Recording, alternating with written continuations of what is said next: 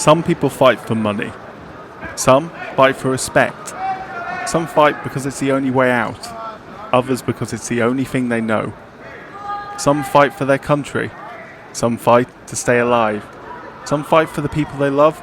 And some because everything else has been taken from them. This episode's a bit different. Yes, we'll talk boxing. There's a big fight coming up. We'll also tell the story of Leen Sanders, a man who fought more battles than any person ever should. Not every fight happens under bright lights. Not every fighter hears the final bell. Some fights are about survival, and some are about remembering, so it never, ever happens again. This is the Sporting Almanac Podcast.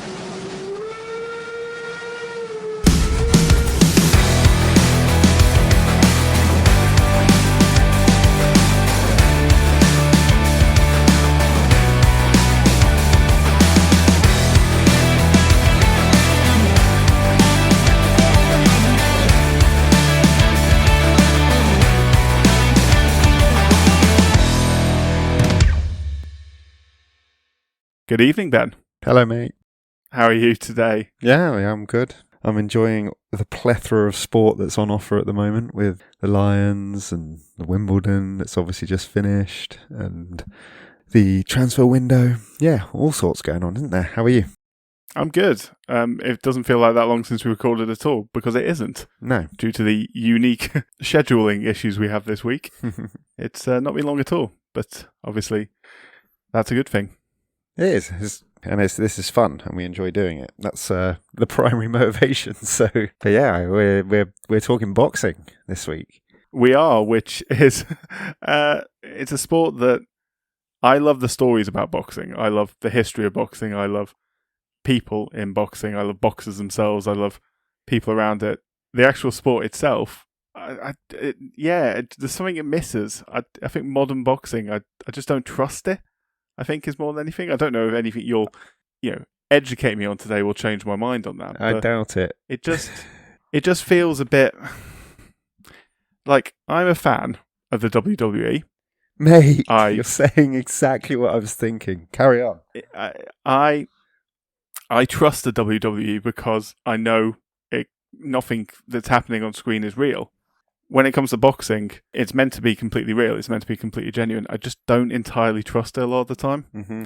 Especially, obviously, with the modern YouTubers turned fighters that you get and the nonsensical matchups between long retired fighters and people who are famous for reasons that are beyond me in my 30s. But even beyond that, even with normal fluff, it feels very drama-driven for a sport which is about as pure as a sport can get, in my eyes, in terms of the actual sport, which is weird.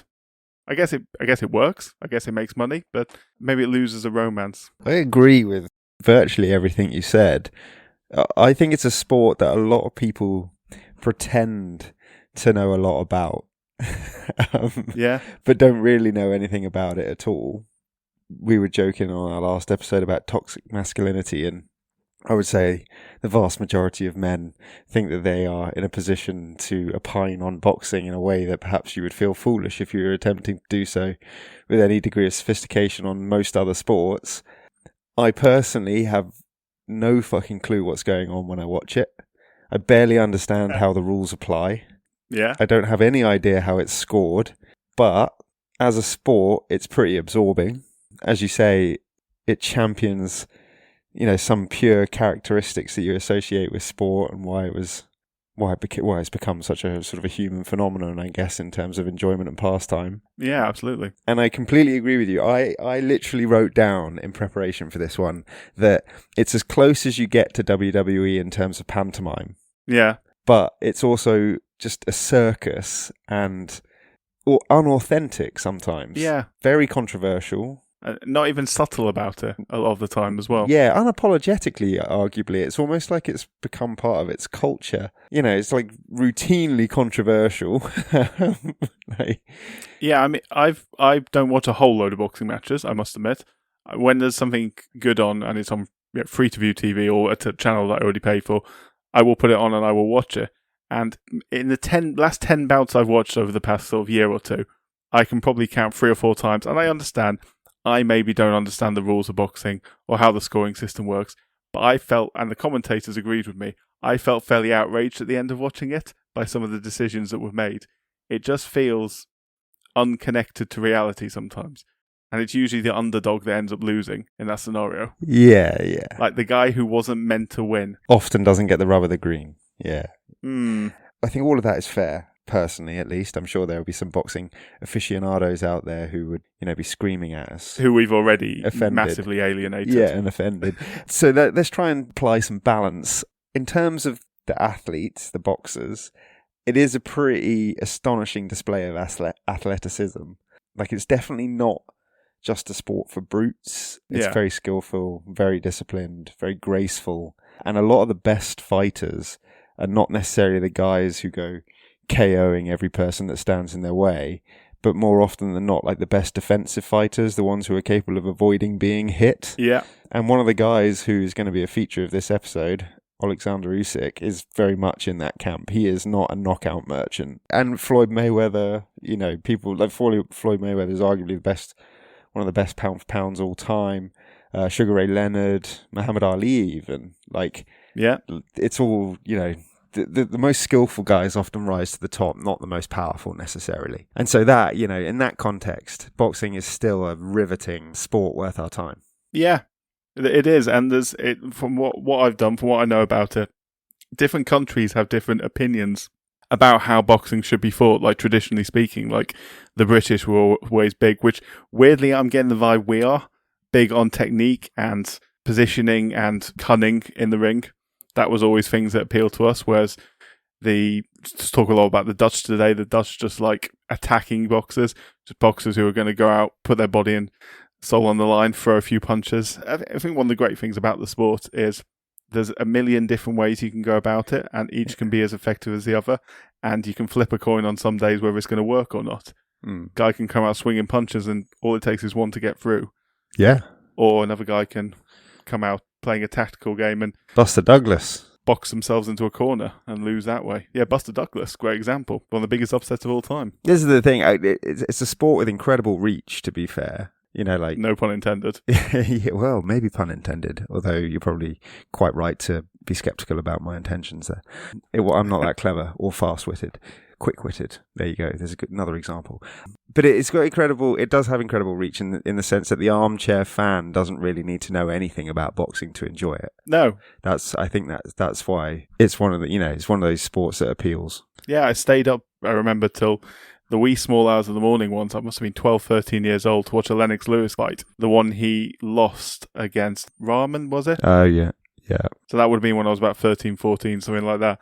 And I don't know why I was so excited, but I didn't know anything about boxing.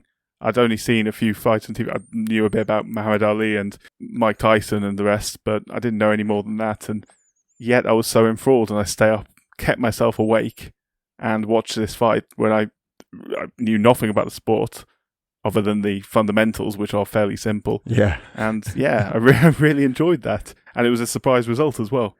Yeah. And I guess that's another part of its big appeal, isn't it? It is a sport that you do get upsets in. It's just you tend not to get them on points. You tend to get them by KO or stoppage, TKO. I mean, our skepticism is well placed, though, mate, because the governance of this sport is insane. Yes. It is the Wild West. I haven't even tried to research it thoroughly because I'm not sure that you can ever really give it a succinct answer. But do you want me to give it a go? Yeah, absolutely, always. So, I thought you'd enjoy this. There are currently 40, that's 40 governing bodies worldwide. Nice. Now, you might think that's historical. And you'd be wrong, because half of them have been created since 2000. It's mad. Jesus. Right. So that... And are these worldwide boxing bodies? Yeah. Not like the US. Professional and amateur. Yeah. Worldwide. Fair enough. International. The key thing is there are 4 major sanctioning bodies.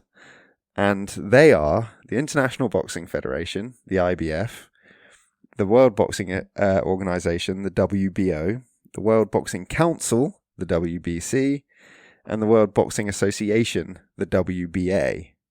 Now, taking that slowly, the WBA was formed in 1921. It's based in the US, and it used to be the National Boxing Association. It's the oldest of the major sanctioning bodies. Then comes the WBC, and that's now based in Mexico, and that effectively just rivaled the WBA. That was the motivation for it, and successfully, because the WBC is widely considered the most prestigious of the sanctioning bodies and world title belts that you can hold. Okay. Then the IBF come along, and the IBF split out of the WBA. But to the IBF's credit, they only have one belt per division, weight division. Okay. So they keep things quite simple. So we kind of like the IBF. And then more recently, and I don't really know why they formed, but the most recent one is the WBO, who are based in Puerto Rico. They also took the longest to gain international recognition. They only got full recognition in 2004, when I think it was the WBC agreed to recognise them. But they're the least prestigious. Anyhow. Fair enough. These four are the only four major sanctioning bodies recognised by the International Boxing Hall of Fame. Okay. And they are largely unified in their approach to the sport, and they recognise each other.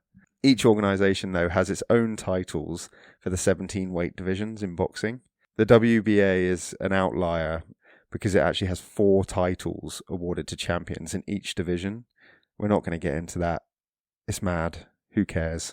But basically, you can have 4 world champions, or 4 different types of world champions, some of which might be held simultaneously at the same time in under the WBA. It sounds needlessly complicated. It is, man. Frankly. It is. I mean, if you were designing from scratch, this isn't necessarily what you do.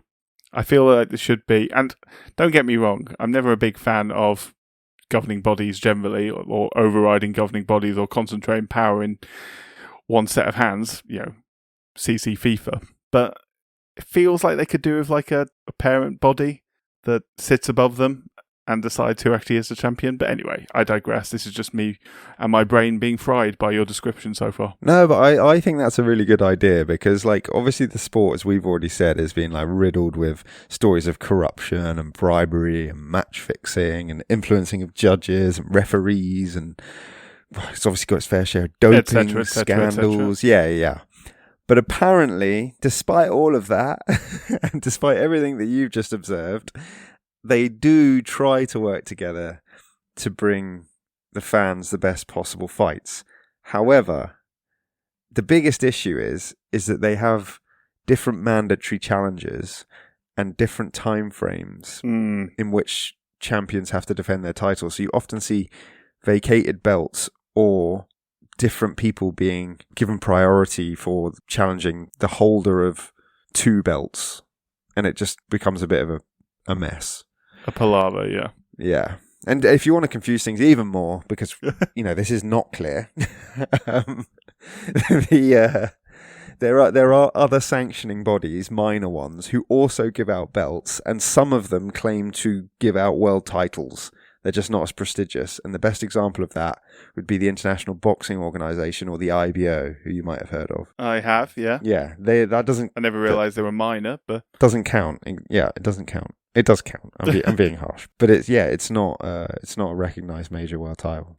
So that is the governance. So if you're starting from that premise, like, it's going to be a mess, right? The good news is that obviously we're going to be talking a little bit about Dubois versus Usyk later, and that is a unified fight. So they are fighting for all of the belts. Exactly. So we can... And the amount to which that simplifies it in my brain is it cannot even be over-exaggerated. Whoever wins those belts will be the best boxer in the world in their weight class. And it's very simple to understand. Yes. I don't have to know the politics of it. I don't have to know which is the, why is this belt more prestigious than this? Bang them all together. Never separate them. It would be a lot easier. But, we are where we are. And you and I will not fix it on a single episode. So we shouldn't try. But what we should do is introduce people very quickly to the weight classes, because you've mentioned them, I've mentioned them. They're going to become relevant. There are 17 in total. I'm not going to list them all, but other than heavyweight, which we've already mentioned, we're predominantly going to be talking about boxers in the lightweight, welterweight, and middleweight divisions. They are, generally speaking, pretty much in the middle of the weight classes, those three. Heavyweight's obviously at the top, but the three I just mentioned are in the middle. There are 8 classes below lightweight and 4 above middleweight. But if you wanted to complicate things even further, in modern times, there is now a bridge between lightweight and welterweight and middleweight, which are now known as the super lightweight and the super welterweight. But they were introduced in the late 50s and 60s, so they are not going to be relevant for the purposes of the era and the weight divisions that you're probably going to be focusing on. No. And teeing you up very quickly, we are not going to tell the history of boxing. Just reassure some people of that. It's too long to recite. We're going to focus on a particular era. You're going to tell us about that era in a minute and who the boxers are. But yeah, I mean, it's probably worth mentioning that, and everybody knows this, but it's worth mentioning that people have enjoyed watching people fight for time immemorial. Probably the very first sport that ever existed. Yeah. Realistically, is 2 cavemen battering each other and a few people sitting down with cave popcorn to watch. Exactly. Yeah. I mean, historically, boxing didn't even have an end, did it? People would fight until they would quit or even died. So, yeah. Anyway, I think that's all I've got to say at the moment, mate. I'll talk a little bit more about Usyk and Dubois and co, and maybe the heavyweight division a little bit later. But over to you, because you've got some pretty insane stuff that you want to talk about on this. I do, yeah. I'm going to talk about a specific era of boxing and a specific story from a book I've read. My story primarily is about a boxer who was born in Rotterdam in 1908, whose name was Leen Sanders. So Leen Sanders was a Jewish boxer born to a Jewish family in Rotterdam. They were practicing Jews. They were close to the community in Rotterdam at the time, which had a big Jewish community in the early 1900s. Throughout his life, Leen Sanders had many fights. Some he won, some he lost, some he overturned the odds, some were rigged from the start. So yeah, it's a good story, and I hope you enjoy this one. All the hallmarks as well of the sorts of things we were talking about earlier, really. Yeah, funnily enough. Well, I'm sure we're going to enjoy this. I know a little bit about this because you've obviously, when you first read it, you told me about it, but I'm looking forward to hearing more about it. Yeah, this is it's a bit of a deep dive compared to other stories we've done previously, so it will take up most of the episode, but I think it's worth it. It tells the story of Leen Sanders and a lot of boxers he comes across along the way who had some different outcomes to their lives, different outcomes to their careers, and it's a good story, so here we go. So, Leen Sanders, as I said, born in Rotterdam in 1908. The area he grew up in was fairly dilapidated. Part of a Jewish family, working class but respectable. His dad was a waffle maker, making stroop waffles. If anyone's aware very of Dutch. stroop waffles, there's almost nothing more Dutch, and they are blooming delicious. And I would recommend anyone to get themselves on some, especially authentic ones, if you're ever in the Netherlands and Rotterdam particularly. He spoke with a Rotterdam dialect with a Yiddish accent. He had a big family. His parents, his 5 brothers, 4 sisters, an aunt and uncle all lived in the same house. It had mouldy walls, woodworm, lice, fleas and bugs. Not much light, and often a lot of hunger as well when they were younger. Boxing's traditionally a working class sport. Very much, yeah. Well, that's how you would refer to it in the UK, because it's so accessible, because you don't need anything other than a pair of gloves. And back in the day, not even that, arguably. And it sounds, I'm just saying, it just sounds like, this is a quintessential background story, really. It really is, yeah. And I think what you need more than anything is you need bravery. You need to understand the sport. You need to be willing to put the effort in, hard-working. And those who put the effort in have a chance of breaking out. It might not be making it to the very top, but you can make a career out of it. And this is a good example of that. So it was obviously his ambition to be a pro boxer, along with some of his brothers as well. A chance to break out from his life. They used to save up money when they were kids to go to the cinema to watch boxing matches featuring Jack Dempsey, Josh Carpentier. His idol was Benny Leonard, though, who was a Jewish American who fought with a Star of David on his shorts and who originally started fighting to resist Jew hate in New York City, which is another story as old as time, another reason working class people, especially working class people from ethnic minority backgrounds, start boxing. It is a good defensive sport, and that comes up a few times in this story as well, outside of the context of the ring. So he left school young, worked in the family business. He made his amateur debut in 1925, when he was 17 years old, in a smoky ring surrounded by dockers, labourers, salesmen, and other working men. He won comfortably on points and impressed in doing so. So his early career was successful as an amateur. He was invited to an amateur boxing tournament in Dusseldorf, in what was then the German Weimar Republic. His first trip to Germany, his first trip out of the Netherlands, representing the Netherlands for the first time. He was famed for his double defence. It was a hermetic defence where he protected himself first and foremost and chose his moments to attack. He was an evasive fighter, he was a defensive fighter, and he was very hard to land a punch on. And that was, as we said before, one way of going about it. If you said what weight did he start in, mate? Do you know, or are you coming to that?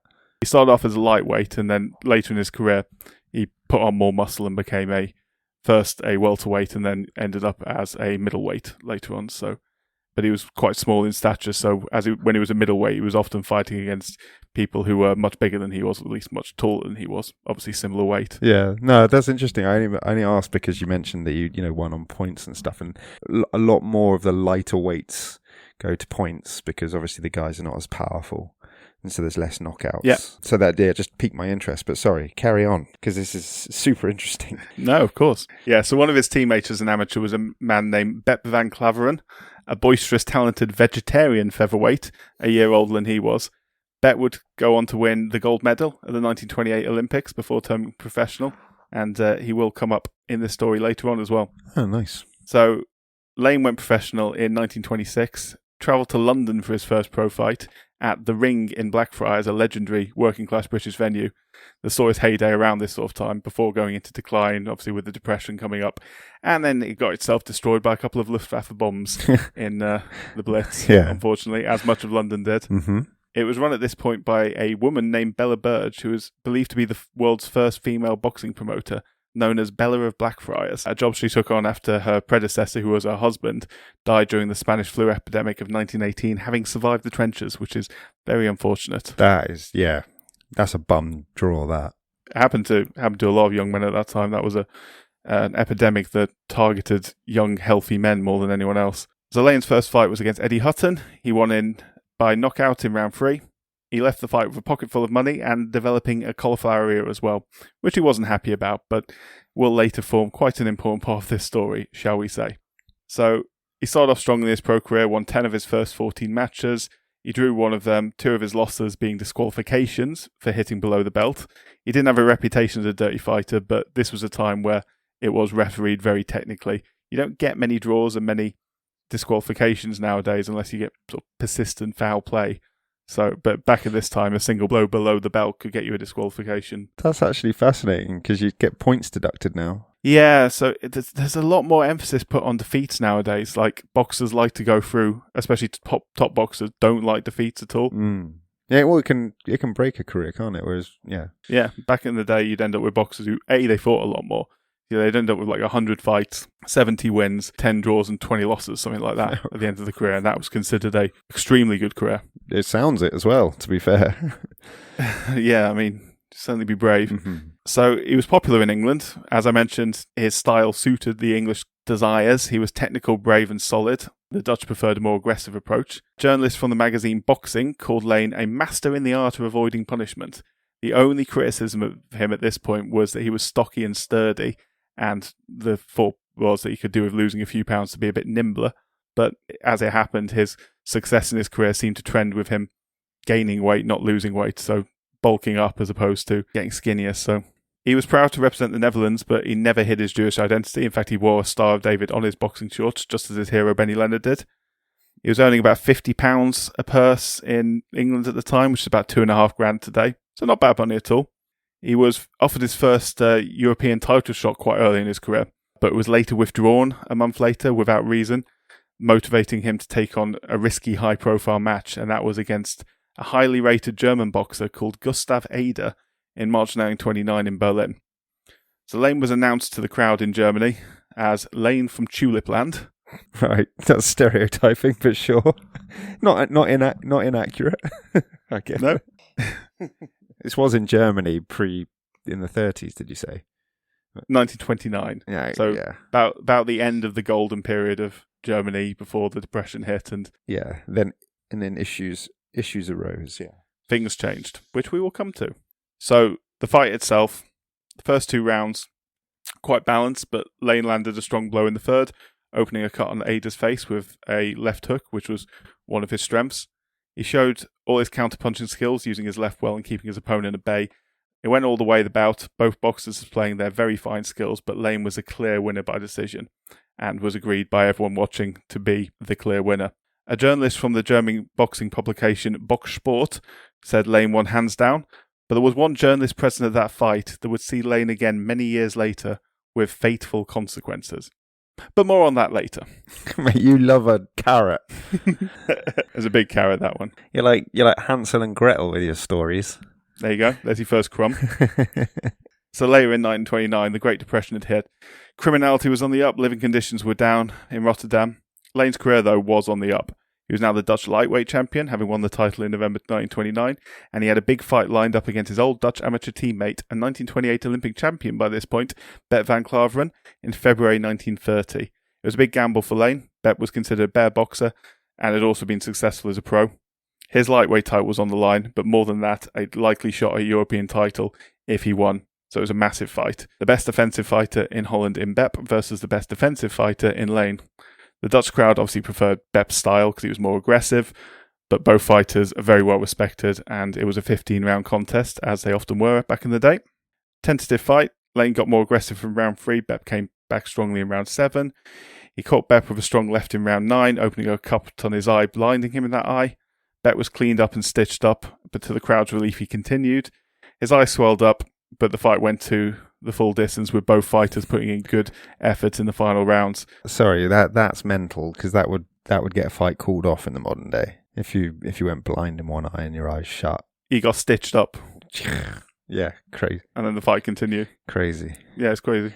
Anyway, the decision was that Bep won on points. It was a very close fight. Both boxers got a standing ovation. It was a match easily of international standard. Some called it the best Dutch boxing match ever. They had a rematch a year later. Leen upped his game, but not quite enough to win. The match ending as a draw, so Bep obviously retained his title. As good as his performances were, it was a huge blow for Leen not to get the win against Bep. His chance at European title had gone, for now.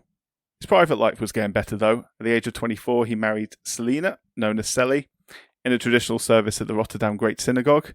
In the next few years, they had 2 children. First, Joshua, known as Jopie, followed by David. So Jopie and David. I like Jopie.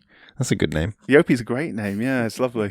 By 1932, he's considered one of the best welterweights in Europe, and he's angling again for European title shot, but he keeps getting knocked back. He carries on fighting in Germany, but by this time, the country was beginning to change. Journalists who'd praised his style and technique just 3 years before, when he defeated Gustav Eder, now seem cooler to the man wearing Star of David on his shorts for some reason. Even when he boxes with swastika-wearing Nazis in the front row, and when he defeats Aryans in front of them, which they didn't particularly like. That's strange. I wonder why that was. Maybe there had been a political adjustment in Germany. Yeah. So in 1932, he fought a staunch communist and anti-Nazi called Owen Volkmar in Rotterdam, winning on points. On the 20th of April 1933, Volkmar went to a cafe in Berlin. He was due to box the following day, so he was staying sober, but was interrupted by a group of drunken Nazi SA members who had been celebrating Hitler's birthday and were looking for some commies or Jews to fight. They picked the wrong guy, as Volkmar defended himself with hook stabs and kidney punches, leaving multiple Nazis on the floor struggling to breathe. An SA man then drew a pistol and shot Volkmar dead. Jesus, I thought that was going to be a fun story. Fuck. He died the following day, and he became the first sportsman to be killed by the Nazis. That's mad. Yeah. And a tragedy, should I say. Not that it needs saying. Yeah, well, first of many. Having made the NSDAP the biggest party in 2 1932 elections, there were 2 more to follow the following year. One where Nazi violence and harassment saw them increase their vote share, and a second in November of 1933 where there was only one party on the ballot. The Germans adored boxing and saw it as being a vital cog in building young people fit and ready to fight. Adolf Hitler went as far as suggesting that had previous heads of state invested more in boxing, the defeat in World War I and the 1919 revolution could have been avoided. Which is a bold statement. I was going to say, not sure what the jab would have done in the Somme. No. But fair enough, Adolf. You had your ideology. So the early 1930s had seen a rise in a couple of prominent boxers, detested by the new regime, shall we say. Actually, a few of them. Firstly, a Berliner Jew and former sparring partner of Lane's, Harry Stein. He beat racially pure, as they would have put it, Paul Nowak to win the German featherweight title. Another Jewish-German boxer, Eric Seelig, became German middleweight champion in 1931 and light heavyweight champion in 1933, before being stripped of his title and told if he dared to fight again he'd be killed. He fled to France and later to the USA, where he carried on fighting, married a former Olympic standard hurdler called Greta, who would have been a member of the 1936 Olympic team, except for the fact she was Jewish, and they lived in New Jersey until his death in 1984. Greta died in 2008. Ah, that's a nice little tangent. That's more uplifting. Yeah. I like that one. Yeah, there's not too many of them that have a happy ending. No, I know. I have more stories, don't worry. I don't doubt it. So around that same time saw the rise of another boxer in Germany, a man named Johann Trollmann, a popular, entertaining and handsome fighter from a Sinto background, categorized as a gypsy by the new regime. Trollmann had been another sparring partner of Lane's and had made waves in June 1933 when fighting Adolf Witt for the German light heavyweight title, the one that Eric Seelig had vacated when he was forced to leave the country. The Nazis were very keen to get the belt around an Aryan waist, now its Jewish erstwhile holder had fled the country, and were horrified when Trollmann dominated the early rounds, causing Nazi officials to step in to try and stop the fight, only to relent in the face of a near rioting crowd, who stopped them from even forcing a no decision, meaning the referee had to give the correct decision and award the belt to Trollmann. To the Nazis, a gypsy had just beaten an Aryan to the title, a Jew had just beaten another Aryan to win just months before. That whole master race thing's not looking so good now, eh, lads? That's yeah. But guess what happened next? I was going to say we're probably at the peak of the wave, though, in terms of the fun aspects to this. Yeah, you got to take your fun where you can get it. So 6 days after the match, Trollmann received a letter to say he'd been stripped of the title for, get this, un-German boxing on account of his showboating, constantly winking and blowing kisses to women in the crowd and winding up opponents, for his unorthodox and dynamic style, not simply lining up opposite his opponent with perfect fundamentals and form. I mean, it's pathetic. I know this pales into insignificance in the grand scheme of Nazi things, but how can you have any self-respect or respect for your cause if that's the length you have to go to seem like the best? It's so weak and... It's reminiscent of like a 5-year-old saying like, my house... Oh God, exactly. My house, my rules kind of thing. You know, like... It's so childish. But also after the fact. So it's not even like... Yeah, I don't know. We all know this is stupid shit. Yeah, I know. It's like when I used to coach my kids at football and they used to cheat to win warm-up games and stuff like that. It's like, grow out of that eventually. If it wasn't so serious, it would actually be amusing. But unfortunately, it's quite serious. Oh, God. It's just what happens. Absolute power and weak egos. Anyway, it gets worse. Trollmann was allowed to fight in Berlin, but was severely pressured by Nazi authorities to fight in a quote-unquote German way. He rose to this request in the best possible manner, and you will like this. His opponent on this day was none other than Gustav Eder, who Leen Sanders himself had beaten 4 years earlier in very different times. Eder by then was one of the most popular boxers in Germany and a darling of the regime, described as the pillar of German boxing. When Trollmann entered the ring, he did so with his face powdered white, his hair dyed blonde, and he took on his opponent in an over-the-top caricature of a boxer fighting the German way. He knew he wasn't there to win. He kept up the act for a few rounds before reverting to his old routine, dancing, winding Eder up and playing up to the crowd. In the final round, Trollmann went down, with the crowd suspecting it wasn't because of Eder's punches. In either case, it was a very courageous denouncement of the Nazis in public in 1933. Had it been a few years later, it may have cost him his life there and then, but they allowed him to keep boxing for a short period, on the condition he lose all his matches, which he mostly did, until his license was finally revoked in 1935, on racial grounds, with no subtlety about it at all, and he was forced to make a living at boxing fairs. A bit more on him later and how his story ends up, but yeah, I like that one. Yeah, no. He sounds like a interesting fella. He was really interesting. You could do a whole episode on him or a whole segment on him. He obviously, his background was very, very different to even Leen Sanders, coming from a Sinti background, but he was also a very, very good looking man. You can see pictures of him and he was genuinely, hats off. He's a handsome guy. He was very popular, therefore, with lots of people for lots of different reasons, and he was an entertaining fighter. So yeah, definitely worth a study. Johann Trollmann. That was going to be the the observation I was going to make as well, mate, is like boxing is a sport that's synonymous with personalities and characters and entertainers. Absolutely. And it's just really interesting to observe, through my ears, weirdly, of you telling this story, like how that's been the case, forever, really. As soon as there was any kind of formality to it, that was always part of its DNA and its makeup. That's just quite interesting. Yeah, there's lots of different ways you can go about winning. One of those is to get in your opponent's head, as probably what a lot of people believe quite fairly is the greatest sportsman of all time, and Muhammad Ali used to do on a regular basis. Oh, indeed. The master of it. Yeah. Well, master of every aspect, really. But another day for Muhammad Ali. Definitely. And there will be other days. So Ada went on to win the European welterweight title, further enamouring him to the Nazis. Speculation was growing as to who his next challenger would be. Speculation that reached the Netherlands. Our protagonist is back. So at this point, back in the Netherlands, for those in the know, Leen remained a technically and tactically brilliant boxer, but he was less popular with the masses than the likes of the brawling Bep van Klaveren. So between these two facts, essentially, he struggled to find consistent opponents in the Netherlands, with ambitious fighters keen to avoid him because he was too good, and profiteering promoters preferring other options who were more naturally entertaining to the public in general. Leen supplemented his income with coaching at that point. He still fought abroad quite a lot, in Belgium and England mostly. He kept pushing for a European title shot in between times he defended his Dutch middleweight title, which he'd given up his Dutch welterweight title for, as I mentioned, gaining weight, gaining muscle mass as he did. He coached a lot of Jewish boxers, naturally, teaching them his double defense and lots of defensive techniques, which will come in very handy over the next few years for various reasons. Despite it all, he remained one of the best options for Ada to defend his title against, on paper at least. Negotiations were started with Ada's management, but the fees requested and money offered to Leen by Ada's team were just ridiculous for what was expected at the time. Suspiciously ridiculous for what was expected. Speculation was made potential reasons for that. I'm sure you can speculate yourself. Perhaps Ada feared the only man to ever comfortably defeat him, or maybe it's that Ada couldn't risk his reputation in Nazi Germany for fighting against a Jewish boxer. Couldn't take that risk. Well, it's also pretty predictable, though, to be fair. Yeah. Without making a case for him. He had a lot to lose.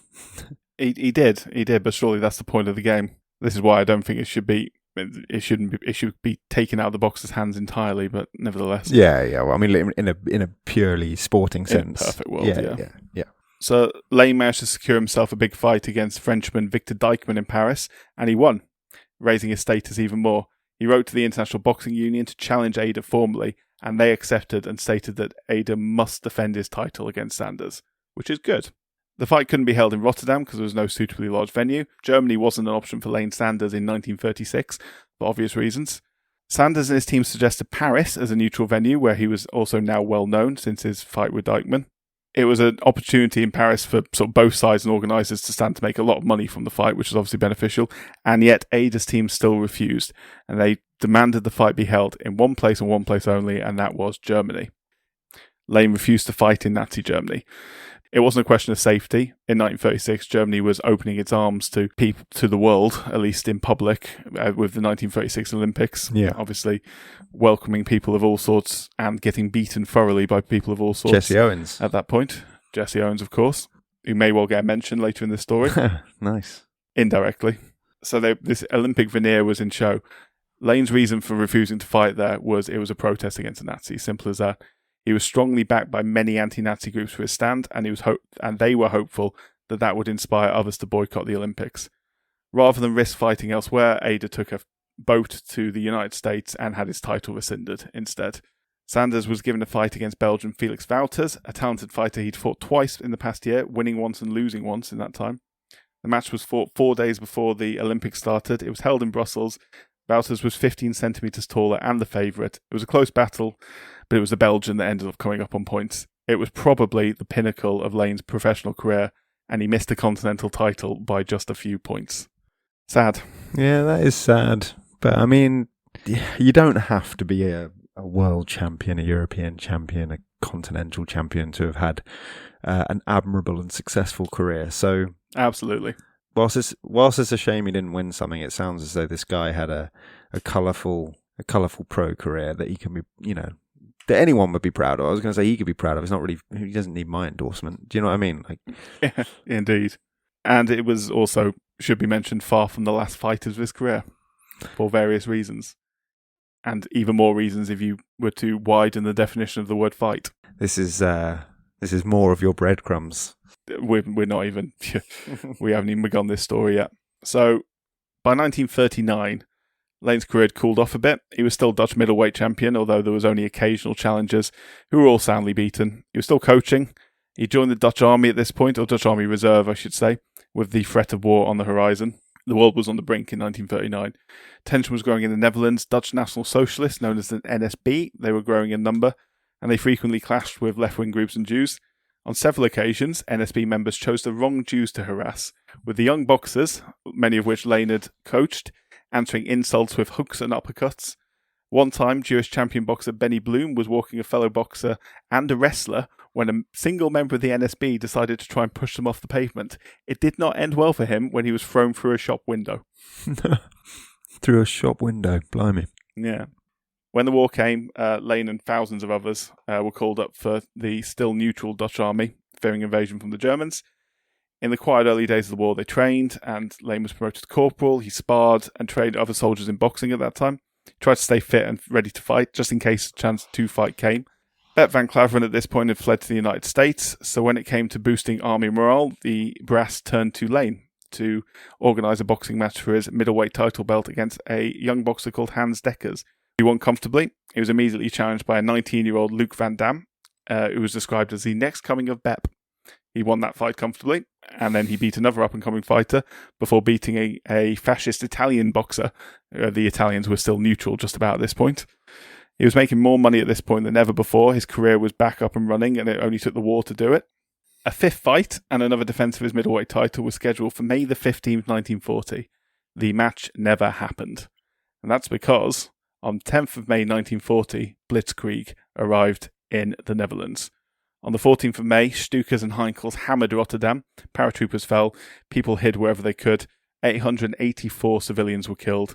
Lane and his unit were attacked. Some died, but most, including Lane, were captured and made prisoners of war. The Netherlands capitulated against the German onslaught. But Lane and many others from his unit managed to escape captivity and made their way back to what was left of their homes. I was going to say Rotterdam was absolutely battered in World War II when the Germans invaded them. Absolutely battered. Really was. With it being a port city and all that as well. So strategic and relevance and importance. I mean, whether it was a necessity or not to do so, I'm not a military historian. I wouldn't want to speculate, but it seems... I don't think it would have been necessary to trash the city. I think that's just the reason that they went so hard on it. I'm not sure over 1,000 Dutch deaths, including armed forces, was necessary, but... Nevertheless, it was only one country that was ever going to win that particular battle. Mm-hmm. So immediately after the Dutch surrender, the Germans tried to ingratiate themselves, I guess, with the local population. Part of those efforts included putting sporting events on, and one of those things was a boxing match. So Lane had already fought Luc Van Dam, obviously had beaten him. In 1940, another boxing match was put on by the German authorities, or by the Dutch authorities, who are puppets of the Germans now. Against Luc Van Dam. His two sons were present at the fight, now aged 8 and 6, and both of them wanting to be boxers, just like their dad. Lane was ready. He looked no different from normal in the early rounds, despite having no Star of David on his shorts, was the only major difference. He dominated the first 8 rounds, and then defended well for the remainder, save the last where he came out swinging again. Van Dam barely stayed on his feet in that last round, and showed, honestly, great heart to stay on his feet towards the end. As the gong went, fans applauded, and his young opponent congratulated him on his victory. His sons came into the ring and were lifted up by him. For a moment, everything was perfect. Until the announcer announced the result of the match. Oh. So, after 6 years holding the belt, Lane had lost his title. Boos came in, a chair was thrown towards the ring, the perpetrator immediately getting arrested.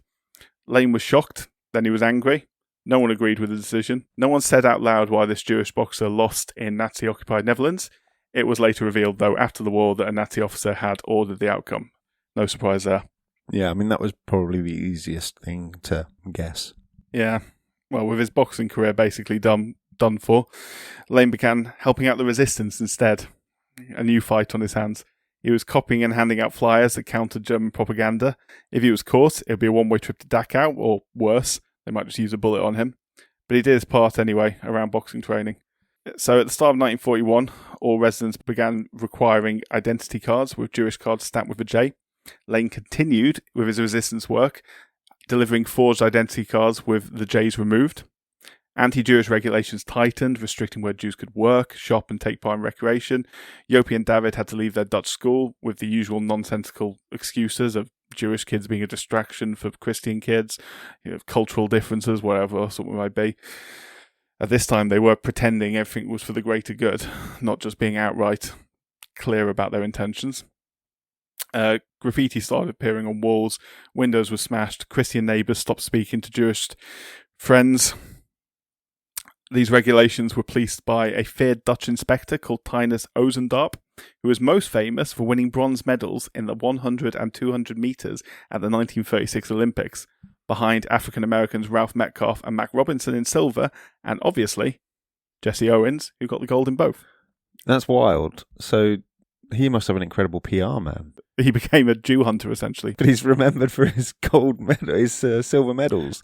It's like, Jesus Christ, like, how's your PR? Must be pretty good. Yeah, big fan of the Fuhrer, even in 1936, apparently. So, as I say, now he's the biggest enemy that Jews have in the Netherlands. His men allow NSB members to burn synagogues, raid homes for jewellery. Luc Van Dam, the man who Leen beat once and should have beaten twice, later beat Gustav Eder in The Hague. Leen was not welcome at the match, nor any other Jews. Van Dam won, another case of what might have been for Leen had Eder been brave enough to face him 5 years earlier.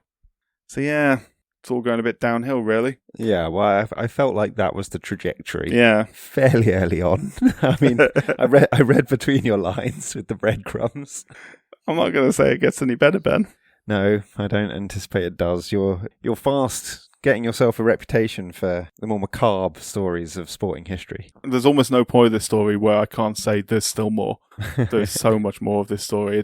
It's honestly incredible, and I will thoroughly recommend the book when we're done to fill in the gaps, because there's so much more to it, obviously, as I move through this quickly. Yeah. In 1942, letters started arriving. Jews now wearing yellow stars to identify themselves started getting letters to tell them they would be getting relocated to fill crucial jobs in Germany. Some of Leen's siblings received their letters first, then some other siblings and friends, then his parents. They were all told to assemble at a Rotterdam warehouse with a single bag per person. Everyone is terrified, most of all, of ending up in Mauthausen concentration camps. Many Jews taken there have been reported dead since, some deaths being labelled as, and I quote, suicide by walking into the electric fence. That's grim. That's grim, yeah. It tells you everything you need to know. There is very little contact to be had with people once they've left. For Leen and his family, there was only one option. They had to go into hiding. They did go into hiding with a local family, but they were betrayed, unfortunately. Him and his family were taken to a detention centre, along with Dutch resistance members. The Dutch resistance members were occasionally removed from the facility, dragged away to receive a bullet in the head. Eventually, they were all loaded onto a train, taken to Westerbork transit camp near Drenthe in the Netherlands. The threat of being sent east there is very real and very permanent. Their valuables are all removed at this point from them. They were assigned berths of multiple people to each lice-ridden bed. Transport lists are read out daily, and those listed on those transport lists are then loaded into goods trains and moved on to destinations on loan somewhere in the east.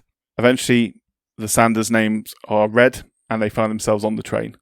All pretense is now gone. Resistance is met with violence.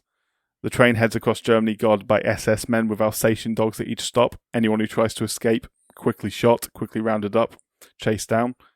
Some do try and escape. Some actually even manage it, at least manage to get out of the general area, although what becomes of them is largely unknown.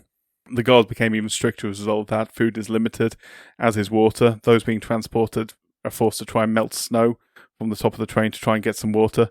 When they finally arrive, it's cold. There's a large red brick building in front of them.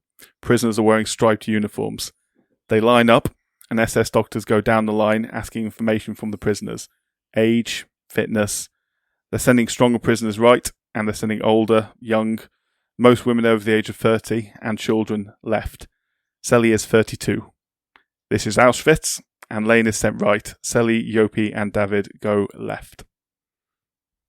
That's fucking horrible. That's it. Just like that. Yeah, that's fucking horrible. Can we? I mean, can we carry on and not dwell too long on the gassing of? Yeah, I mean, obviously we've been to Auschwitz ourselves. Obviously, if anyone hasn't been, firstly, I'd recommend Krakow as a lovely place to visit. Very lovely. On a happier note, but yeah, very lovely. But it is very worth a visit there. It's very hard to comprehend what 1 million people's lives look like. Yeah, the scale is just Auschwitz alone. Obviously, is shocking. It's shocking. Yeah, wholeheartedly endorse that. Millions. Yeah, what millions of lives look like. So on arrival at Auschwitz, Leen is given the camp number 86764 tattooed on his arm, alongside a triangle showing he's Jewish. He's disinfected, given a badly fitting uniform, has his head shaved. An SS guard there spots his cauliflower ear and asks him if he was a boxer. Leen replies yes, and the guard seems pleased, but that's all that comes of it for now. He's taken to his block. Each block is led by a block leader. They keep control in return for extra food and privilege, and they're called capos. Food is scarce, so extra food is definitely worth a lot. Prisoners are crammed 2 or 3 into each lice-ridden bed, so extra privileges are definitely worth a lot. A week after his arrival, he finds out for sure that his family were dead. A lot of people at this point would lose their minds entirely. A lot of people did lose their minds entirely. But Leen just got on with it, as far as can be told. At Auschwitz, you were given work details, and outdoor work details could be deadly. These were sarcastically described as suicide squads, and prisoners assigned to them were lucky to last a few weeks before they collapsed from exhaustion, received a bullet or a one-way trip to the gas chambers. This included working coal mines, construction of new buildings, all in freezing winter conditions in Poland. Lice or disease could be equally fatal. Every so often, gas commissions went round, picking out the weakest prisoners for the gas chambers, and those with illnesses or excessive lice or any skin conditions were often the first to go. Leen's chances of survival were very, very slim, until something very incredible happened. The guard who spotted his ear called him out. Having realised, first of all, that he wasn't about to get shot, which was his first reaction, Leen was shocked when the guard told him that he had been a journalist when he fought Gustav Adolf in 1929. That guy? Yeah, he said he recognised him as Leen from Tulipland, who'd beaten the great Adolf comfortably. He told Leen that he had to stay alive, so that he would arrange a better detail and more food for him.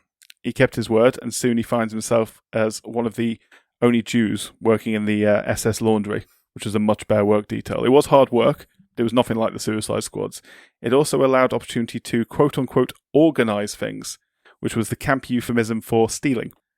Obviously, getting caught meant beatings. It meant death, but as a possibility. But even worse than that, punishment cells existed where prisoners were left in a space too tight to sit down, and multiple prisoners were often crammed in there as well, often until death, with the bodies being left in there, even while others were still alive in there, and we've obviously seen them at Auschwitz itself. Pretty grim set of circumstances. Yeah, and I know we're focusing on, this pretty extraordinary story of this boxer, but if there was ever a microcosm of the complexity of human beings, then it's probably personified quite nicely by that guard. Yeah. Like, he's a Nazi guard at Auschwitz, of all places, showing compassion to a Jewish Dutch boxer that he met or saw once for no reason other than the fact that he admired his sporting capability, but yet he's still a guard at Auschwitz. Make that make sense? Well, I'll make it make sense for you. Okay. The guards themselves were scrambling for position and for prestige within the camp. There wasn't that many guards at the camp, so being the favourite of the camp commandant would make a big difference. And one way you could get the favour of the camp authorities was to bring them a great boxer and provide some entertainment for them. So that'll make you feel better. So he wasn't... He was just another... Yeah, he wasn't showing much self-serving. Yeah, okay. I mean, he was in the SS, Ben. It would take a lot to redeem him. Yes, good point. Well made. So there was two... It doesn't get any better. There was 2 types of sport at Auschwitz. One was for entertainment, between guards or for guards, or for capos to enjoy, or for prisoners in better positions to enjoy. Wrestling and boxing were popular spectator sports. There was also football. There was a football pitch there too. The second type of sport at Auschwitz was for punishment, forcing exercise upon prisoners to the point they fell dead. So yeah, 2 types of sport. Yeah. All types of political prisoners were at the camp, mostly Poles, who were the first to arrive at the camp. Boxing matches were hugely popular, and they were originally set up with the Polish prisoners, between capos and regular prisoners there. Guards demanded high standards in the matches. At any point, there could be a prestigious visitor turning up. Goebbels or Himmler could turn up at any point, and they had to be able to provide the right amount of entertainment. Obviously, these things are very important things to consider in your death camp. It gave an opportunity as a result for prisoners to gain some serious rewards if they were a talented boxer. But there was incredible risk to that too. There was a gladiatorial aspect to it.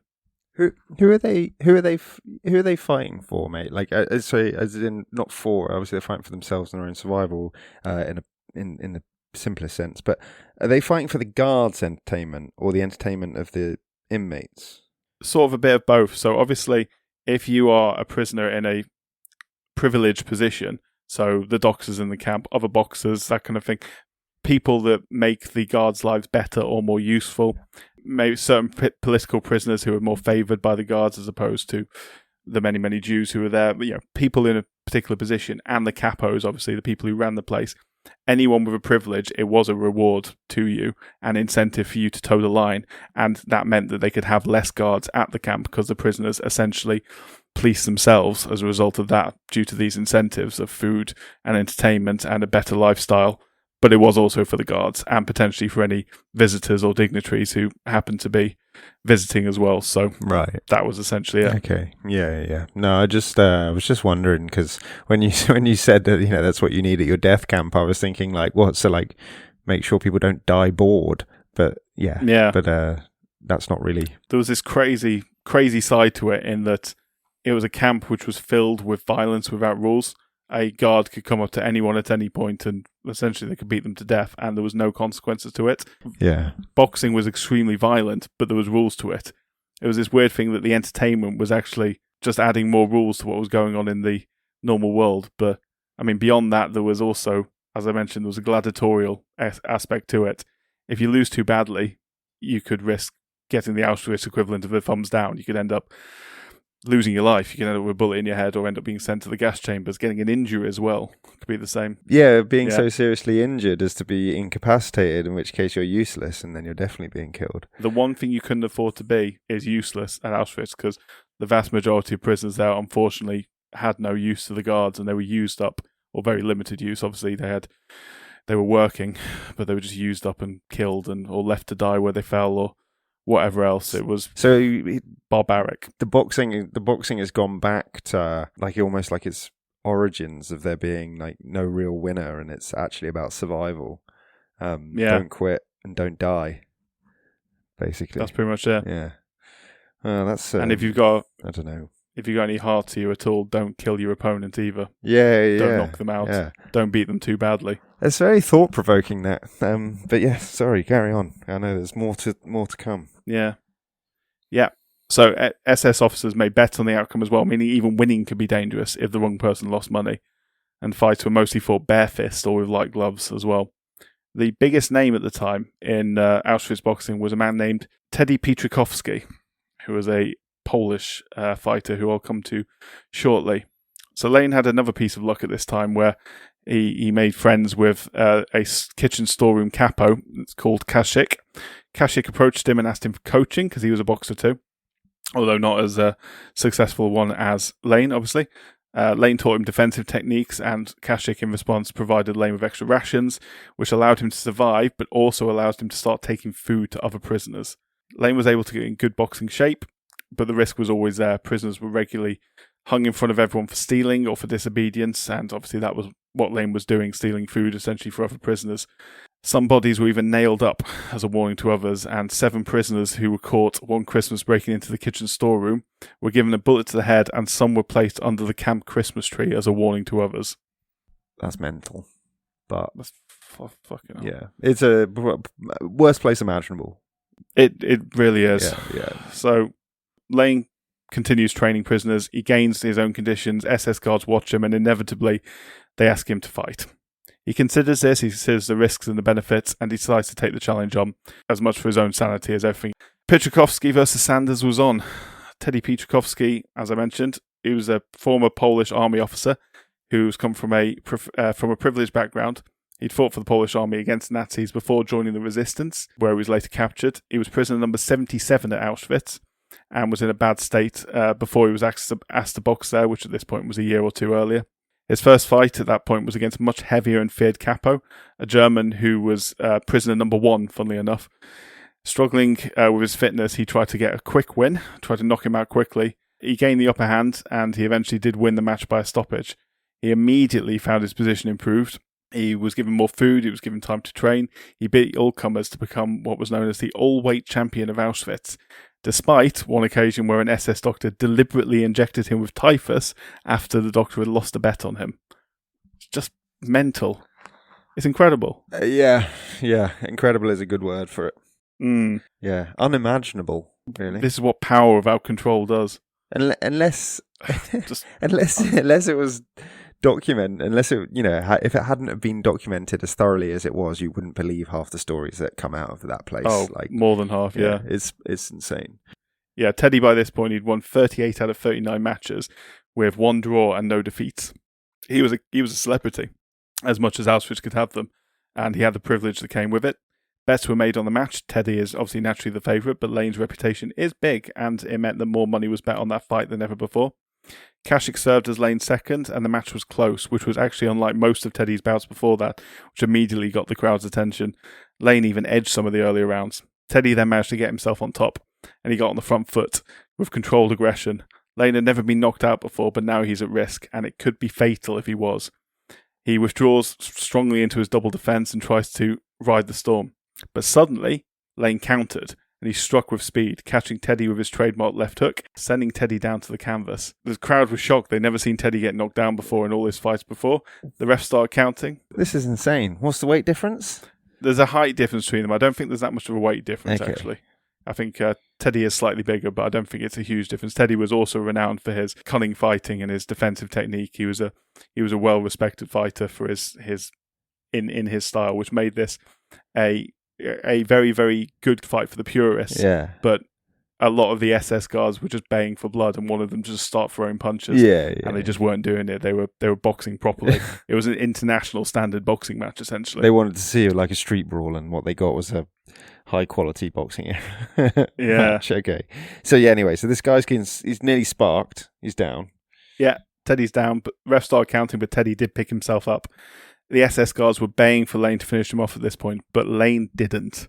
He controlled the final rounds, he saw out the match, he knew even a champion like Teddy wouldn't be safe if the SS considered him washed up. So he didn't knock him out. Lane took the win on decision, the first defeat by Teddy, and he secured his status in the camp and his status as the all-weight Auschwitz champion. That's cool. It's mad. It's mad that that's even a thing, but also it is genuinely cool. Yeah, I mean, it's... I don't know. You got to try and find like the silver linings, don't you? And I mean, it's a great sporting story within what is ultimately madness. Yeah. What is unimaginable and what can hardly be perceived. Given he only had national title before this. Yeah. Like it's, I don't know. It means something, I guess. Yeah. Yeah, it has meaning. I don't really know what I'm trying to say, but I think we all feel it. Yeah. Anyway, so his improved position meant he was essentially now a capo. Put in a position where he was in control of supplies, in control of, had more access to food, and he used that. A lot of capos would just be solely interested in their own survival, but Lane wasn't. He used his position to help people. He used his position to secure food, medical supplies for fellow prisoners. This included medical cases that would have been a definite gas commission if it wasn't for the extra rations he brought. He also provided food for female prisoners in the dreaded experiments block. That's Mengele. That's some horrible, horrible things which I'm not even going to go into going on in there. Yeah. It's a disgraceful part of this story amongst disgrace everywhere. And food for fellow Dutch prisoners as well in the main part of the camp. Getting caught at best meant a beating. At worst it meant death, and he was caught several times and he was beaten several times. But he managed to avoid any worse punishment. He kept coaching, but on Kasich's advice, he stopped fighting in the knowledge that the SS just wouldn't allow a Jewish champion to stay for so long. So he gave up the belt to stop fighting and concentrate on coaching, but he kept his privileged position. People around him continued to be beaten and killed, but he always tried to help people when he could. On several occasions, he smuggled people out of infirmaries or hid people showing signs of weakness on the sheet in the laundry or elsewhere. Had he been caught doing that, he definitely would have been killed. That was one of the biggest crimes. The whole thing they were trying to do there was, ethnic cleansing essentially, and you trying to get in the way of that with your morals. were always going to get you killed. Yeah, there's not much time for morals in Auschwitz. No. But he was credited by a lot of survivors being a huge part of their survival, both for the food provided and for the humanity that he showed, which was obviously so lacking. Prisoners got some wind of what was going on in the war. Rumours were heard about Warsaw being liberated. The Russians were heading their way. And then from January 1945, guns were heard in the distance. And prisoners, one day, were suddenly called into the roll call square. Food was brought out, and surprisingly, prisoners were told to take whatever they could carry. Leen was in decent condition at that point because of his privileged position, and that was something that was about to become very essential. Prisoners were brought together in temperatures 25 degrees below zero and told to march away from the camp. Occasionally, people tried to flee. They were shot. People falling behind were shot. Some people were shot for no apparent reason. The Russians at this point were already at Krakow, and at the pace they were going to catch the marchers, so breaks were rare, food was limited, prisoners were forced to march, and they became exhausted. Some fell from exhaustion, some died frozen at the side of the road, others were shot. Shoes fell apart, some people ended up wearing rags on their feet, and the ones that limped to the back of the crowd were shot. Even stopping for a toilet break would get you shot. Prisoners were freezing. Boxers Leen had worked with and trained with, he watched get shot close up. Snow is stuffed into mouths for water. As time goes by, many marchers get diarrhea from the terrible food they're being given. Some chance going to relieve themselves, others don't. Many of both are shot. Despite it all, gallows humour and encouragement persists. Leen is credited with keeping spirits up, and eventually they get to a train, a cattle wagon. They were forced in upon each other. It is a release to get off their feet, but they are far from safe. They're taken to another camp. Conditions are brutal, almost feral. Food's almost non-existent. Beatings are common. Soup's about the best thing going, and it's thin and has very little meat in it. Illness and diarrhea is rife, and it's hell on earth. Prisoners are forced to stand in freezing conditions for no apparent reason for hours on end. The fear of being gassed is constant, and weeks later they're forced to flee again in another cattle wagon as the Russians again approach. Prisoners at this point need to fight for space and food. Leen helps keep order. He was described by many as a guardian angel. Dead bodies stay in the train. Some are used as pillows. That's all he can really do. They scrape snow from the roof of the car for water. The thirst is worse than the hunger. They see RAF planes flying over at this point on bombing raids. And after days travelling, they get to a new camp, Dachau, near Munich, which we have also been to. We have. Many have died along the way. Some have just disappeared, probably thrown out the train once they were dead. It's more of the same at Dachau. Hard work, torture, beatings, death. Finally, a group of prisoners are called out and removed from the camp. They realised they were all Jews. Rumours went around that they were all about to be shot. They were loaded into a cattle wagon. Rations were limited. The towns they passed through were in pieces from the bombing. They travel for days and days and days and stop and wait and travel again. Prisoners are let out for air. Suddenly, cheers come up, and word gets round that the war is over. They get some food, some prisoners run off, but the rumours are confirmed to be false. Prisoners are chased down and led back to the train. Some are shot. Some of the prisoners that escape reach the nearby town centre and are gunned down in public. 52 people die, some prisoners, some locals. The train continues. They pass through bodies hanging by the sides of the tracks, local rebels who rose up against the Nazis who were being strung up as a message to others. They have to abandon the train at one point, briefly at times, due to aerial attacks by the Americans. The train breaks down. They wait. They wait amongst the dead and the living in the train wagons until a door slides open and an American voice shouts out, "Is everyone alive in there?" It was April the 30th, 1945. Hitler was dead, and Leen Sanders and many others, although not that many survivors in the train because a lot had died along the way, they are free. That mad is insane. There's your happy ending. Yeah, I mean, it's amazing he survived. Genuinely amazing. And that story is just remarkable. And boxing permeates throughout. Like, it's what kept him alive. It's what got him there, and it's what kept him alive. It's it's weird in that sense. It's incredible. It's an incredible story. And I'd thoroughly recommend, I'll say the book in a couple of minutes, but I'd thoroughly recommend everyone does look into this more, because I don't think it gets the recognition it does, this particular story. It is more famous in the Netherlands, obviously, but sure. There's a fantastic book on it, and I'll get to that. Anyway, there's a little bit more. There's one more fight. Okay. Well, yeah. A bit more fighting to come. So it takes Leen a long time to recover physically. He fights in boxing matches twice against a fighter called Jan de Pauw. He wins both of them, but during both matches he has flashbacks to his time at Auschwitz, the first sign of what is clearly going to be a long struggle with PTSD. He retires for good at this point, and he remarries, and him and his new wife move to Aruba to start a new life. What a great place to go and live. It's not a bad place, but he vowed that he'd never return to Rotterdam again because there was just too many bad memories there. Bear in mind, as if it wasn't obvious from the story, his entire family, but for a few odd members here and there, had been killed, mostly at Auschwitz. Obviously his wife and his sons, but also his parents, siblings, cousins, aunts, uncles, and everyone he knew. He was one of the rare ones that survived. If you went to Auschwitz, you were 99 point, I don't know what the percentage is, but very, very likely to not make it out. But anyway, moved to Aruba. He had a son with his new wife, who he named for his late sons. He named Joshua David and called him Joe. He didn't mention his old family much to them. He didn't talk about his past at all. He started up as a boxing coach, but realised there wasn't enough business, so he bought a cafe instead, which he called Wintergarden.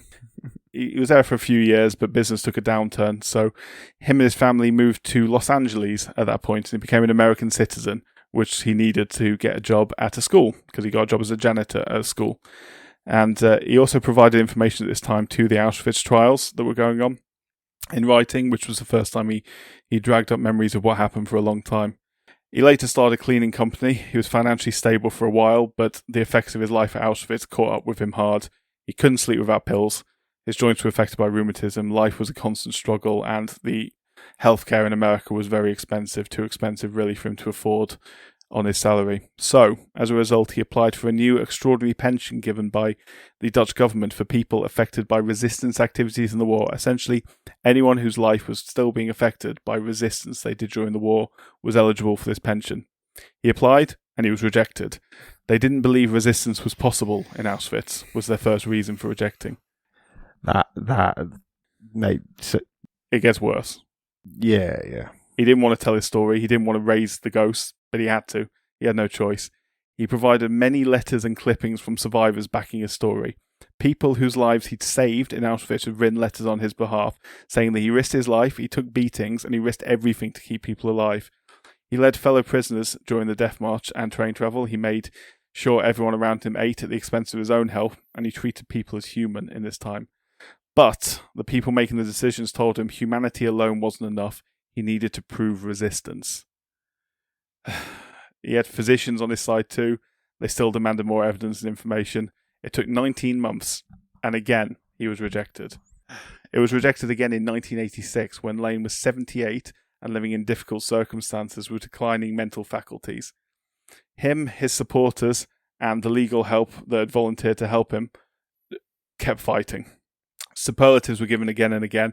More evidence was given. Tales were told of the will he had to survive, the will he had to help his fellow prisoners survive. He risked his life to extend the life of his fellow prisoners.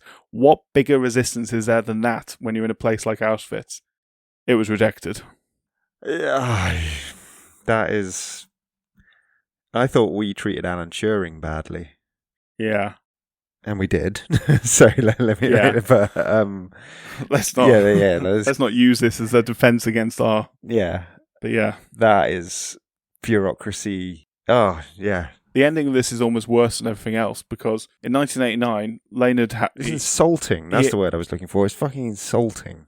Anyway. Well, this is insulting. So in 1989, Leen had Alzheimer's. He was in a wheelchair living in a home. He was finally accepted for an extraordinary pension, but when it was explained to him, he didn't understand because he had Alzheimer's. He also didn't understand the apology that came with the acceptance, saying that he should have been accepted for it years ago. Though whether he'd accepted that apology or not is another matter. The money finally arrived in his account in 1992, including arrears, 2 days after he died. Jesus Christ, that's a sad conclusion to what is a ridiculously good story and homage to an extraordinarily interesting man. Yeah, he had one request in his will, and his only request he made in his will was saying, "I want to be cremated. After all, they burnt my entire family." Yeah, which is fucking heartbreaking. Yeah, it is. But I mean, that's a man that lived 1 million lives in one life. It's ridiculous. It's crazy. Yeah, never stopped fighting for something. I mean, he's, to circle back to the very start of how he introduced this whole episode, he characterizes everything that we said is good about this sport, doesn't he? Like, he's courageous, heroic even. I mean, not even, like, is heroic. Incredibly so. Determined, empathetic, kind. Obviously, you've got the principles of a great man and the physical and mental attributes of, a good boxer. He was a leader at a time when a leader was desperately needed. And the letters, obviously, I thoroughly recommend the book. So the book is The Fighter of Auschwitz by Eric Brouwer, and that's ErikBrouwer. And that's why I buried the lead. I didn't want to bury the lead a little bit. Oh, sorry, I chose to bury the lead a little bit. Yeah. The Fighter of Auschwitz is the title of the book, obviously. Because it gives it away, yeah. Gave the game away a little bit, but it's an extraordinary book, and it goes into more detail than I possibly could in the however long I've been talking for. Yeah. It is a wonderful book about a wonderful man, and I would thoroughly recommend it. Yeah. Well, we're not trying to rehearse every detail of every story on this, are we? We're just trying to introduce people to interesting sporting stories on particular subjects week by week. Send them on their way, yeah. And yeah, hopefully that's at least, tickled some interest. I bet you're wondering how the fuck I'm going to get back to Usyk Dubois at the end of that story. Well, before you do, but I can do it. So when you're ready, you let me, and I will do it. Yeah.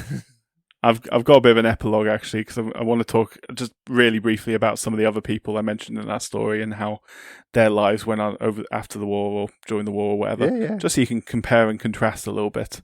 So I wasn't able to find much information on Gustav Adler during the war, so he might have been exempted from military service because of his fame, whatever. But yeah, he opened a bar in Berlin after the war, and he died in 1992, just 2 months before Leen, funnily enough. Oh. Johann Trollmann married his girlfriend Olga in 1935, soon after the birth of their daughter Rita. Shortly after that, an application was made for his forcible sterilization, which went to court and was unfortunately accepted, and the process was carried out. He was forced to join the army and served on the Eastern Front before being taken to Neuengamme concentration camp. Official records there show he died of a heart condition, but witnesses say he was made to box at the camp, knocked down a capo in a fight, and was then beaten to death by that capo as a result. One of what is believed to be 250 to 500,000 victims of the Sinti Roma section of the Holocaust. Yeah, so sorry about that. That's not a happy ending. Teddy Pietruchowski, though, was recognised by a German commandant of funnily enough, that concentration camp in 1943, and was invited to move there. So, some believing in the nick of time because his boxing success had angered a lot of guards and inmates, so he was in trouble. He continued boxing. He was undefeated in the new camp. He ended up at Bergen-Belsen, where he was liberated by the British in 1945.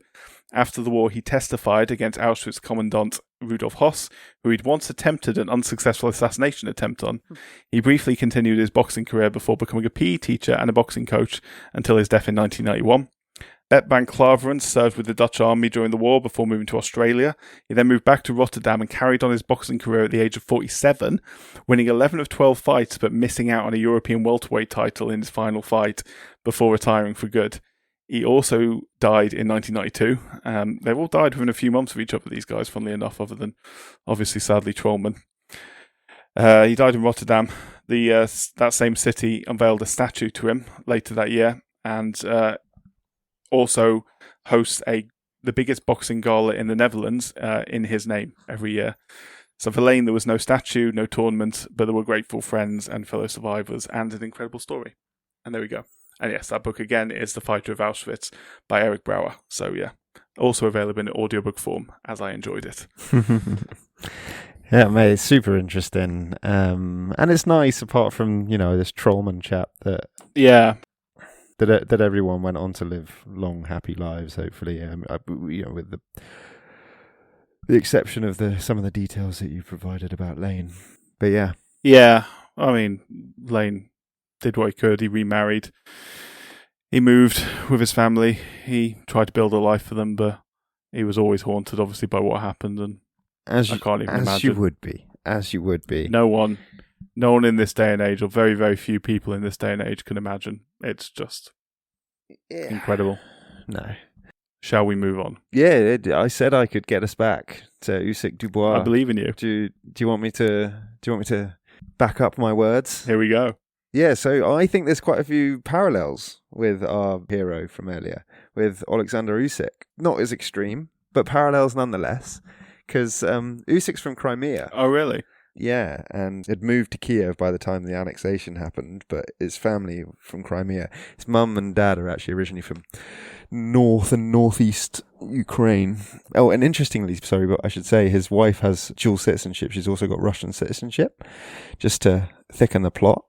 And yeah, when the Ukraine war broke out and Russians invaded Ukraine, he joined the Ukrainian Territorial Defense Forces with Lomachenko and I think a couple of other famous people and some MMA fighters potentially. Obviously, the Klitschko, Vitaly's mayor of Kiev, isn't he?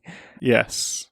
They were obviously also, involved in the resistance and stuff, but he fought and patrolled Kiev when the Russians were on the outskirts and defended his city. And he only recommenced his boxing career when he met people on the front line who said that he should use his profile basically to raise awareness internationally, and keep Ukraine in the news effectively. And fair enough. He agreed to do so, and that's how he got back into boxing. So, there is a link there. And yeah, he's obviously a person that shares some of the values we were just talking about, albeit, in a slightly, who am I to say, but probably objectively a more diluted sense, because the extremity of World War II and Auschwitz is probably unparalleled, but it's all relative. Yeah, Ukraine relative to any normal life is obviously extreme, but Auschwitz relative to almost anything in human history is extreme and hopefully never repeated.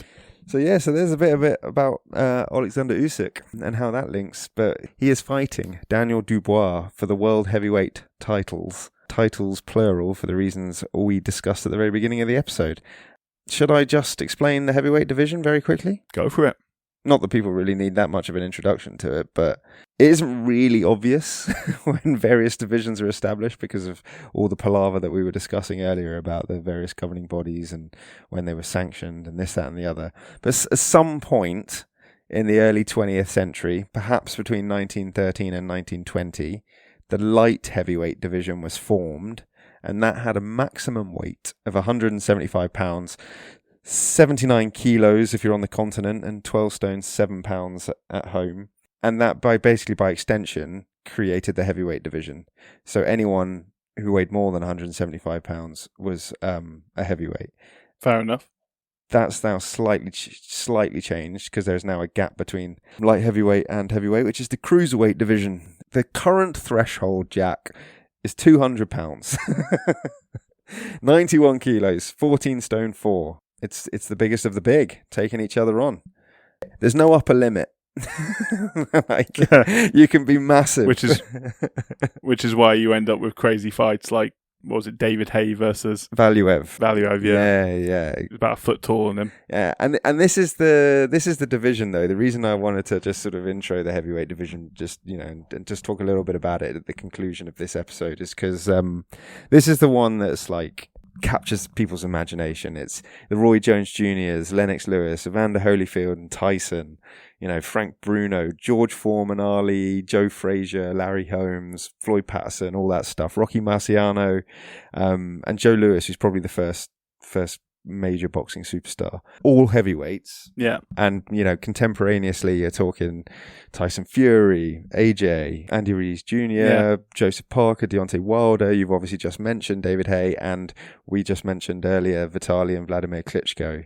So, a really glamorous division. I think, in fact, the parallel I would draw is I would say world heavyweight title fights are like the men's 100 meters. Yes. They come around more often, but they are the blue ribbon event of boxing. You don't need to necessarily have the greatest boxers in the world at it to capture the public's imagination, where it takes a supremely talented boxer in other weight classes to become a superstar. Yes. Like heavyweights default to superstar status. You need a Manny Pacquiao or a Floyd Mayweather at other weight classes, generally speaking. Obviously, notwithstanding aficionados who will know everyone in every weight class, but just the Joe Public Yes. I would say. These are the household names, unless you're absolutely unbelievable. Yes. And they're the ones that, are hyped the most, get the biggest billing, normally the main event on cards, always pay-per-view. I mean, boxing generally is nowadays, but yeah, it is boxing, basically. If you could probably lose all divisions except the heavyweight one and still be able to maintain the sport in a fairly global and commercial sense quite comfortably, I would have thought. Yeah, yeah. So yeah, we got Dubois, and Usyk. Usyk's already one of the greats, arguably. He is the unified champ. There's two different phrases. They use unification and undisputed, but they effectively mean the same thing. He is Ukraine's third heavyweight champ behind the two Klitschko's. But interestingly, he's the first ever to be undisputed cruiserweight and heavyweight champion of the world. Only two other dudes have actually done that in two other divisions, which is Terence Crawford at light welterweight and welterweight, and a Japanese chap called Neo Inoue, I think. I might be mispronouncing his surname. We do that all the time. Bantamweight and super bantamweight. I was going to say it's going to be at a lighter weight, isn't it? Yeah. But Usyk's beaten the likes of Krzysztof Glowacki, Mariusz Bradus, Murat Gaziev, Tony Bellew at cruiserweight, and then he's beaten all the Brits basically at heavyweight. Derek Chisora, AJ. Fair enough. Tyson Fury, Dubois. He's 23-0 going into this one. 14 stoppages. So that's what we were saying earlier about him being very skillful. Dubois is an interesting guy at the other end, though. Already lost to Usyk once, as we said. Yes. But he's our 11th world champ, current holder of the IBF belt, because Usyk vacated it after beating Fury, and then Dubois beat Filip Hrgović to win the vacant title, and then he beat Joshua to retain it. And he used to be a WA title holder, but whatever, like we said about the various different belts that are doing the rounds. He's also a former British and Commonwealth heavyweight champion. He's beaten Joshua Hrgović, as I said, and Jarrell Miller. Controversially beaten by Usyk in the first fight, to be fair. He dropped Usyk with a body shot, which is adjudged to be a low blow. So Usyk was given time to recover, and I think it probably was a low blow, but some people think it's controversial. But he was knocked out by Joe Joyce 5 years ago, so he's not an unblemished record. And, fun fact, his sister, Caroline Dubois, is also a boxer. And she represented Great Britain in 2018 she became European Junior, World Youth and Youth Olympic champion. And last year she became the WBC Women's Lightweight World Champion, and she's currently 11-0. There you go. Good genes. So yeah, it's one to look forward to. Yeah, if whoever wins it will go down in history. All the they will by de facto. That they would become the undisputed heavyweight champion of the world. And before Usyk, the last person to do that was Lennox Lewis. So it was a while. Hence the reason why you will go down in history. And I just think it's worth a billing because, world title fights do happen, but they don't happen all the time. And certainly not ones that are unification title fights. So I thought that was a good way just to bring it back round to this week's event. Yeah, you did it nicely. I'm impressed. Thanks, mate. I was very impressed with your story. But yeah, I don't have a great deal else to say other than, tune in if you want to watch a heavyweight boxing match. Yeah, I'm going to assume pay-per-view is probably a place to go always, in various... Always pay-per-view, mate. Various places. But if you're into it and you like it, it'll be worth the money, I'm sure. I'm actually quite interested. Now, when's it on? Is it Saturday night, I'm guessing? Saturday night, yeah. And it's all on DAZN. So yeah. Nice. It's at Wembley on DAZN. It starts at 5:30 British Standard Time, 12:30 Eastern Time, 9:30 in the morning. Is it Pacific Time? It is Pacific Time, yeah. Yeah, that's when the undercard starts. So the main event will be, I'm guessing, 9-10 p.m. Yeah, over here. British time. And then adjust accordingly for those in different time zones. Yeah. Boxing. There you go. Another sport covered. What is next? So, next up is something which I'm actually very, very excited to learn about because it's not something that in England we know all that much about, but it is the All-Ireland Football Championship final, and we will be learning about it and presenting it, and hopefully we'll do a good job. And if you're Irish and we offend you, apologies in advance. There we go. I'm sure it won't be the last time you're offended by the English, and it's definitely not the first time. Yep. Cool. Cool. Well, that is exciting. I guess I'll speak to you next week then, mate. I can't wait, and have a good weekend. I hope the warmth isn't too much. Yeah, thanks. I will do.